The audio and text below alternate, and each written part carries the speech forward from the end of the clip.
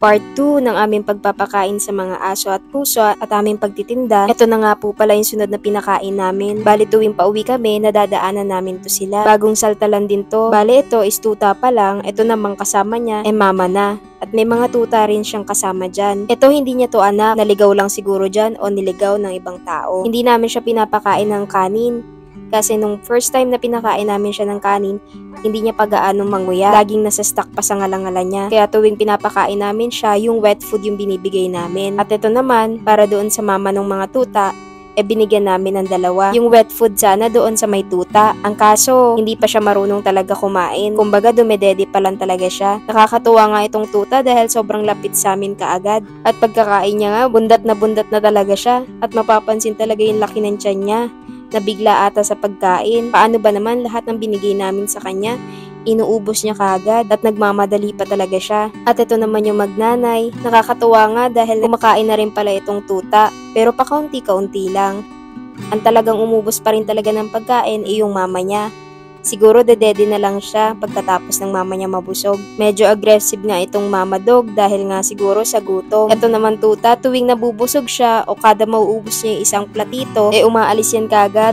Nagbabawa siya doon sa may talahiban. Pagkatapos babalik na naman siya sa pagkain. Nakailang refill nga din pala kami ng tubig niyan para dun sa mama dog. Uhaw na uhaw talaga siya. At dahil marami pa nga kaming tirang pagkain niyan, sa kanila talaga namin binuhos lahat ng dala namin pagkain. Pagkatapos naman, dinaanan namin itong pwesto ng mga magkakapatid. Kung napapansin nyo, wala sila dyan. Itong pusa lang ang natira. Ito nga po pala yung gusto kong sabihin na good news sa inyo. Dahil may nag-adapt na po doon sa mga aso. Ang natira na lang po dito itong pusa. May good news dahil na-adapt na po sila at nakakatuwa nga po. Minsan nakakaramdam din kami ng lungkot kasi napamahal na din talaga sila sa amin.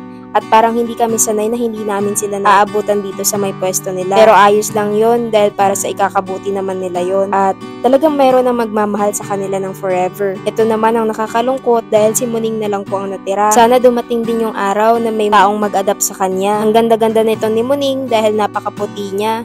At malinis siya kahit sa kalsada siya nakatira. At hindi rin naman siya pinapabayaan dito ng mga MMDA. Pero mas makakabuti pa rin kung may taong mag-aampon sa kanya. Ito naman yung last na pinakain namin, yung sa may Alpha Mart. Tignan nyo naman, ang sarap ng mga tulog niyan. Guro kasi tuwing may nagbubukas ng pintuan ng Alpha Mart, nalalamigan talaga sila ng aircon niyan. Mga bagong gising lang yan sila. Kaya mga wala pa sa mood kumain. Pero kahit ganun, binigyan pa rin namin sila ng pagkain.